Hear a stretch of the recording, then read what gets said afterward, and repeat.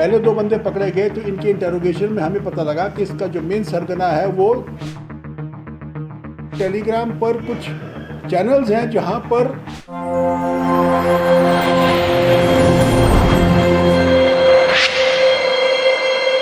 हुआ क्या कि जब ये पहले 2 बंदे पकड़े गए तो इनके इंटेरोगेशन में हमें पता लगा कि इसका जो मेन सरगना है वो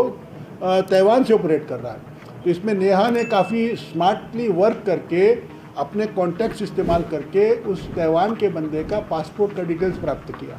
और जब एक बार हमारे पास में पासपोर्ट का डिटेल प्राप्त हुआ तो फिर हम लोगों ने लुकआउट सर्कुलर जारी करने के लिए जो FRRO का ऑफिस है कलकत्ता में, वहाँ पे बंदे को भेजा और वहाँ पे उसके पासपोर्ट को हम लोगों ने ऑनलाइन ब्लैकलिस्ट करवाया कि जब भी ये पूरे देश में किसी भी एयरपोर्ट पे ये व्यक्ति आएगा तो इसको हम लोग को खबर मिल जाएगी। हमें उम्मीद थी कि ये इसके बारे में बताया गया था गणेश चतुर्थी के समय ये हर साल इंडिया आता है, तो हम लोगों ने गणेश चतुर्थी के पहले इसका लुकआउट सर्कुलर जारी करवा दिया था, परंतु ये शायद इसको जानकारी मिल गई इसलिए नहीं आया। अभी दिवाली के पहले ये आया तो परसों रात 3 दिन पहले रात में 2 बजे हमें नेहा को फ़ोन आया मुंबई से एयरपोर्ट से कि आपका बंदा जो है लुकआउट नोटिस वाला वो अभी हमारे कस्टडी में आ गया, आप तुरंत इसको ले जाइए। तो चूँकि समय कम था, सुबह 9 बजे इंस्पेक्टर पांडे और एक इसके साथ में और कांस्टेबल दोनों सुबह 9 बजे की फ़्लाइट से फिर मुंबई गए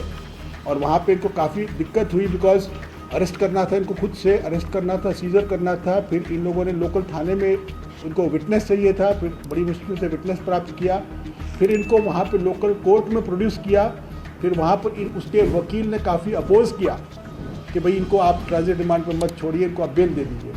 परंतु उनकी वकील की बात को रिजेक्ट किया गया और फिर इसको ट्रांजिट रिमांड पर लेकर के फिर ब्यूरो ऑफ सिविल एविएशन से परमिशन प्राप्त करके इसको हवाई जहाज़ के माध्यम से इसको रांची लाया गया। अभी इसकी इंटेरोगेशन चल रही है, पूछताछ हम लोग कर रहे हैं। हम लोग इसके मोबाइल फ़ोन से जितने डिजिटल फुटप्रिंट्स हैं उनको निकालने का प्रयास कर रहे हैं और अगर हम लोग कोशिश करेंगे कि जितने भी इसकी जो ये ऑनलाइन इसने वॉलेट्स बना रखी है क्रिप्टो करेंसी की, सबको या तो फ्रीज कर ले या उसको हम लोग कर लें, वापस ले लें। और एक और चीज़ बता दूँ, इसका पैसा अपने इंडियन अकाउंट में जमा करवाता है। इंडियन अकाउंट में पैसा जमा कराने के लिए इन्हें एक फेक अकाउंट चाहिए, अकाउंट खोलने के लिए इन्हें एक फेक कंपनी चाहिए। तो इन्होंने जो कंपनियाँ बनाई वो कंपनी के लोगों को हम लोगों ने पकड़ा फर्स्ट फेज में, जिसके 2 नाम मैंने आपको बताया। उसके बाद में वो लोग क्या करते हैं, जो कंपनी के अकाउंट से वो पैसा का पूरे के पूरे को क्रिप्टो करेंसी के माध्यम से क्रिप्टो वॉलेट में ट्रांसफर करते हैं। देखेंगे झारखंड का ये तो जब वॉलेट में ट्रांसफर हो जाता है तो उस वॉलेट से फिर आगे वो जो चाइनीज़ बंदा था उसको वो क्रिप्टो करेंसी के माध्यम से ट्रांसफ़र कर रहा था। तो जहाँ तक तो क्रिप्टो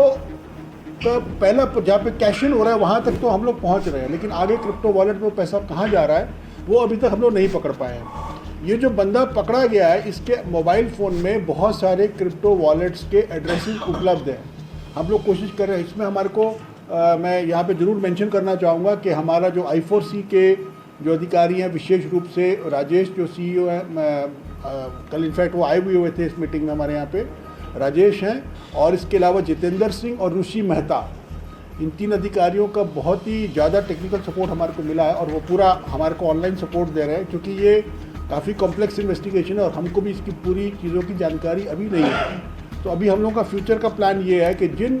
क्रिप्टो वॉलेट्स में इन लोगों ने लोगों के, गरीब लोगों के या निर्दोष लोगों के या विक्टिम्स के पैसों को जमा किया है, हम लोग कोशिश करेंगे कि उन क्रिप्टो करेंसी को या तो वॉलेट्स को फ्रीज़ कर देंगे या फिर अपना एक क्रिप्टो अकाउंट क्रिएट करके उस पैसे को अपने अकाउंट में लाकर सरकारी रूप में ला करके कोर्ट से आदेश प्राप्त करके हम लोग फ्रीज़ करके कोर्ट के सामने उसको एक सीजर के रूप में प्रोड्यूस करेंगे। ये हम लोग करेंगे कि प्रारंभिक जांच से हमें लग रहा है कि ऐसा लगता है कि टेलीग्राम पर कुछ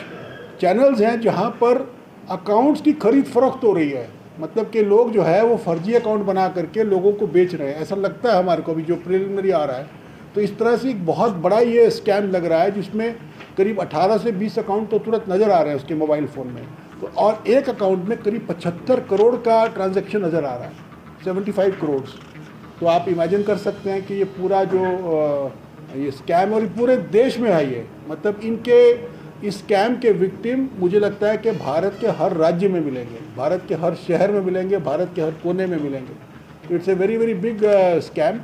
और इसमें जो हमारी इन्वेस्टिगेटिंग टीम है उसमें हमारा जो inspector Gajendra Pande is he has done commendable job. जो पहले दो ये और डीएसपी नेहा, इन दोनों के मेहनत से ये पूरा केस सक्सेस हुआ है। पांडे जो है ये पहले गया था महाराष्ट्र और इसने पहले उन दो लड़कों को पकड़ा जो पहले इन्वॉल्व थे। इनको पकड़ने के साथ साथ में इसने उस बिल्डिंग पे विजिट किया जहाँ पर फेक कंपनी बनाई गई थी। और जैसा ये बता रहे हैं कि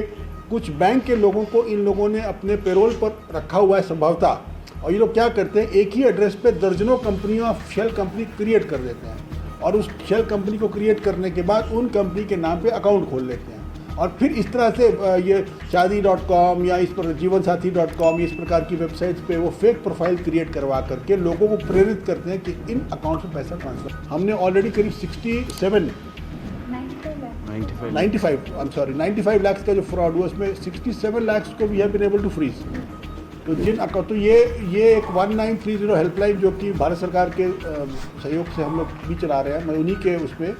तो ये एक उसका सीधा फ़ायदा है जहाँ पे विक्टिम ओरिएंटेड पुलिसिंग हम लोग कर रहे हैं और हम लोग कोशिश कर रहे हैं कि जो विक्टिम अगर 1930 पे कंप्लेंट डालता है तो उसका पैसा फ्रीज हो जाए। इनफैक्ट मैं आज इस मीडिया इंटरेक्शन के माध्यम से आप लोगों से ये भी अनुरोध करना चाहता हूँ कि आप लोग हमारे 1930 हेल्पलाइन को ज़्यादा से ज़्यादा प्रसारित कीजिए